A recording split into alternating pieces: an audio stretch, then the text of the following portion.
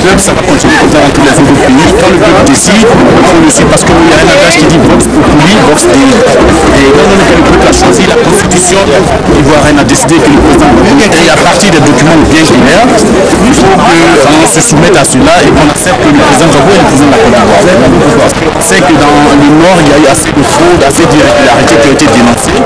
Même si vous voulez, les observateurs internationaux ont même dénoncé parce que les observateurs de l'Union européenne, par exemple, n'étaient pas dans une grande partie du nord de la Côte d'Ivoire. Et ça, ils n'ont pas eu à le dire. Imaginez-vous que vous quittez le pays juste un jour après qu'ils aient proclamé des résultats parce qu'eux-mêmes savaient que ce n'était pas normal. Et donc c'est tout ça, on vient d'écrire ici parce qu'il faut que, comme je dis, la constitution soit l'ultime du matériel sur lequel on se base pour dire qui a gagné et qui n'a pas gagné. Les gens, si de côté ils disent qu'ils ont gagné, qu'ils viennent et qu'on récolte les voix. C'est ce qu'on leur a proposé. S'ils refusent qu'on récolte, c'est qu'ils se reprochent quelque chose. Et dans cette optique, nous ne sommes pas prêts à marcher. Nous disons que la voix du peuple, comme je le dis encore, est l'ultime. Alors nous soutenons puissamment le président Gbagbo parce que c'est un combat panafricaniste, un combat pas seulement pour la Côte d'Ivoire, mais pour toute l'Afrique. Parce qu'il faut que l'Afrique soit libérée. Unissons-nous derrière le président afin que sa voix puisse porter. Et comment avez-vous accueilli la position du représentant de l'ONU? M. Choi, en fait, il a un peu dérapé parce que ce n'était pas son objet, son but. Il n'est pas venu, l'ONU en fait n'est pas venu pour soutenir un candidat, l'ONU est venu pour mettre la paix. C'est une mission de paix qui a été envoyée et il s'est précipité pour certifier le résultat alors que ce n'est pas ce qu'il devait faire. Et les résultats, il les a certifiés après que la commission indépendante qui donne, il faut le dire, les résultats provisoires se soit prononcés. Alors on ne peut pas se baser sur ça pour dire qu'il a gagné. Qu'est-ce que la commission et le Conseil constitutionnel qu'elle vient l'organe suprême, comme je le sais, a dit? On a dit le Conseil constitutionnel donne des résultats après que la commission ait donné des résultats provisoires afin de travailler sur toutes les plaintes qui ont été déposées pour trouver un point de vue, pour trouver une décision finale. Et M. Choi n'a pas attendu cela, il s'est précipité pour dire que c'est la voix de la commission électorale qui compte. Donc ça fait qu'il y a déjà un fil sur eux. Ça montre qu'il y a quelque chose qui ne va pas. Pourquoi il s'est précipité? Reste à savoir. Donc nous condamnons cette action, nous condamnons ce qu'il a dit et nous appelons tout et chacun à se soumettre au verdict final du Conseil constitutionnel. En tant qu'Africain, qu'est-ce que vous attendez de l'Union africaine? Ce que nous attendons de l'Union africaine, c'est que l'Union africaine voit les choses réelles telles qu'elles sont. Il faut voir, il faut qu'on se soutienne d'abord et lire les trucs de manière concrète, qu'on ne se laisse pas manipuler, qu'on ne se laisse pas guider par les avis des uns et des autres. Qu'est-ce qu'il faut? Parce que si on soutient ce qui n'est pas juste, il ne faut pas qu'on se donne que ça continue dans les autres pays africains. Il faut qu'on apprenne à donner l'exemple. Et l'Union africaine, en tant qu'Union africaine, doit être soudée et comprendre qu'on suit que celui qui est dans la légalité. Et nous sommes ici pour exprimer notre soutien à la légalité. La légalité, c'est pas ce qui a été décidé par le Conseil constitutionnel. Ça veut dire que nous soutenons fortement le président de l'Union. Donc l'Union africaine doit comprendre que c'est la voix du peuple.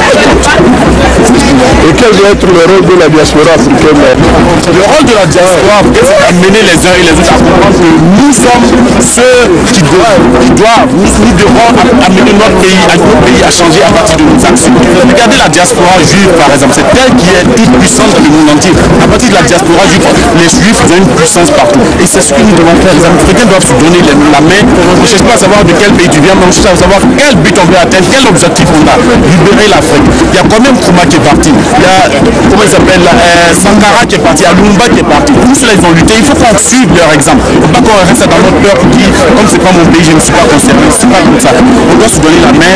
L'Afrique a besoin de ses enfants. L'Afrique a besoin d'un réveil. Donnons-nous la main et avançons. Pour que le rêve de Martin Luther King se réalise. J'ai un rêve. Et c'est possible seulement et si seulement si nous donnons la main, on arrête d'être manipulé par la communauté internationale. Je me présente, je suis Madame Silvet, j'habite en Allemagne et je suis aussi digne devant le groupe.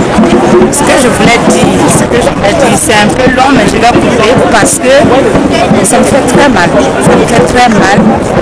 D'abord, je parle aux Ivoiriens, aux frères Ivoiriens. Parce que je me dis, tout ce qui se passe aujourd'hui, il s'agit de notre pays et nous avons un seul pays.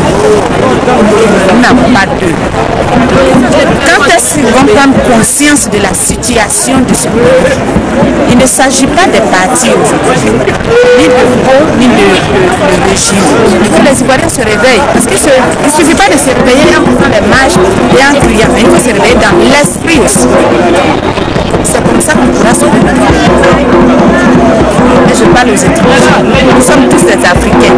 Ils sont arrivés chez nous depuis combien d'années? Ce qu'on a fait pour mériter cela, ce qu'ils nous font aujourd'hui. Comment jugez-vous la position de la communauté dite internationale par rapport à ce qui se passe en Côte d'Ivoire? Cette communauté, je ne sais même pas comment la qualifier. Je suis désolée d'être européenne en même temps, africaine, et de réagir comme ça, mais je ne sais pas comment la qualifier.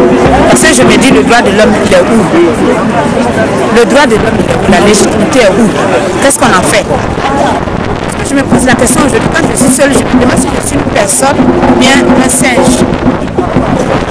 La réaction de la communauté me fait honte, étant européen noir en Europe. Parce que c'est cela que je voulais enseigner, moi, en rentrant chez moi, aux Africains, pour dire, voilà comment ça se passe en Europe. Mais l'exemple qu'ils donnent à l'Afrique me fait honte.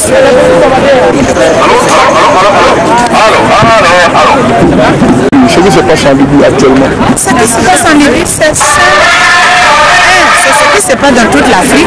Et plus de deux, c'est parce que le président Kadhafi est celui-là qui tient les mains propres, qui n'est pas lié à l'Occident, qui tient seul. Donc, il faut casser, organiser quelque chose pour le détruire, pour casser. Et quand on va reconstruire, il sera endetté, il va ressembler aux autres Africains. Il sera dans le monde, qu'il puisse se débattre et demander l'aide comme les autres Africains. Comme actuellement, il a mesure de gérer seul, mais c'est pour ça qu'il a ce qu'il a. Je m'appelle François Koutouan, je suis le secrétaire général de la Deutsche Afrikanische Coopération. C'est une ONG de droit allemand. Je suis originaire de la Côte d'Ivoire. Donc c'est dans ce contexte que ce qui se passe en ce moment dans ce pays me touche. Et avec des frères et sœurs ici, nous avons décidé de sensibiliser l'opinion publique allemande. Des vrais problèmes,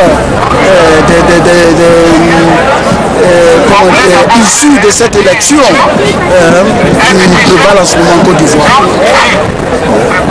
Bien, bon, disons, quel peut être le rôle de la diaspora africaine en Europe, vu ce qui se passe actuellement en Côte d'Ivoire, en Libye, en Tunisie? La diaspora africaine, je crois qu'elle est mieux placée pour cerner tous ces problèmes. Bon, je vais faire quand même une petite comparaison. Bon, prenons le cas de la Tunisie. Un peu Ben Ali a régné près de 30 ans, supporté par cette soi-disant communauté internationale, et que le peuple tunisien ne veut plus. En Côte d'Ivoire, c'est le contraire. Le peuple supporte un candidat que cette communauté internationale rejette.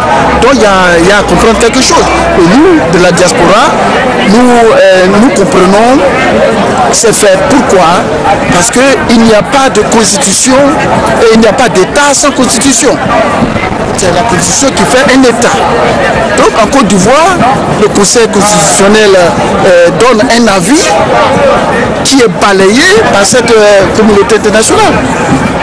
Donc il y a quelque chose. Et donc la diaspora a les moyens et a le devoir d'expliquer ce qui se passe dans leurs pays respectifs. Parce que l'Afrique est à la croisée des chemins. Et les enjeux sont importants. L'Afrique est victime de ses richesses qu'on veut brader à vil prix.